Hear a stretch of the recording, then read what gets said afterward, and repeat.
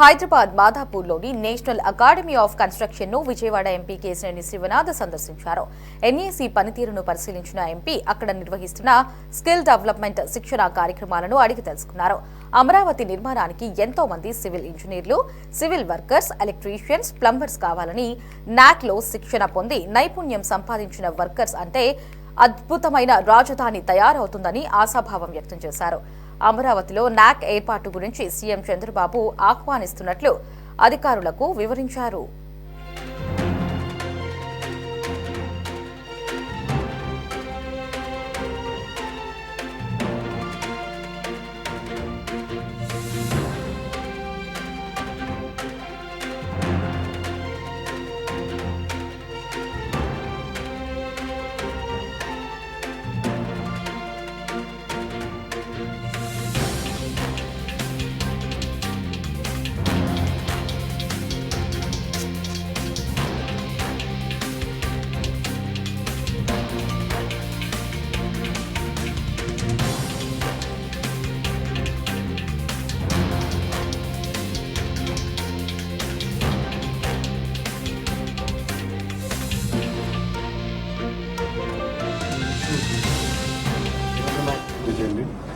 ఇవాళ తర్వాత వచ్చిన ప్రభుత్వాలు కూడా ఈ ఇన్స్టిట్యూట్ ని చక్కగా తీసుకువెళ్లి ఇవాళ ఈ ఇన్స్టిట్యూట్ దేశంలోనే #1 ఇన్స్టిట్యూట్ గా తయారైందంటే అందరికీ రెండు రాష్ట్రాల్లో ఉన్న తెలుగు ప్రజలకి ఇదంతా చాలా ఆనందకరమైన విషయం.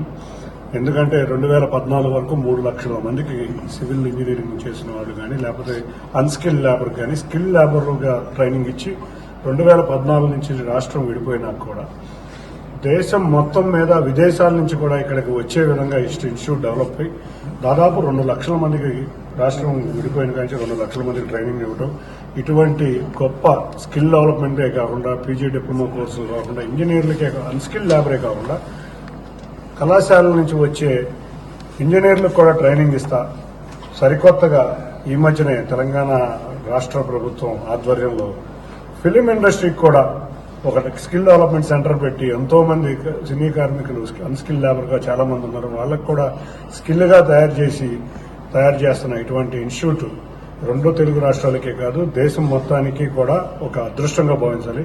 ఇటువంటి ఇన్స్టిట్యూట్స్ మొత్తం మేము కూడా ఆంధ్రప్రదేశ్ లో ఆల్రెడీ మాకు కూడా దీంట్లో బైఫర్కేషన్ కొన్ని ఇన్స్టిట్యూట్స్ వచ్చినాయి.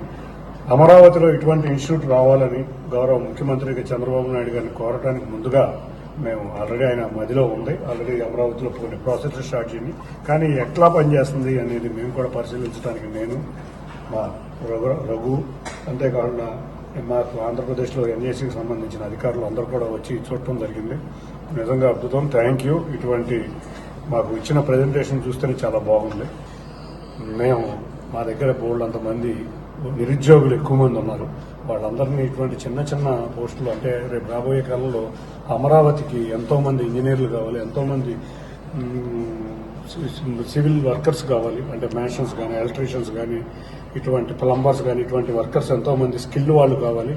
ఎంతో సుమారు 60,500 కోట్ల బడ్జెట్తో అమరావతి పనులు మొదలయ్యి ఇటువంటి ట్రైనింగ్ కనుక ఉంటే చాలా అద్భుతమైన రాజధాని కూడా అక్కడ రాబోతుంది. రెండు రాష్ట్రాలు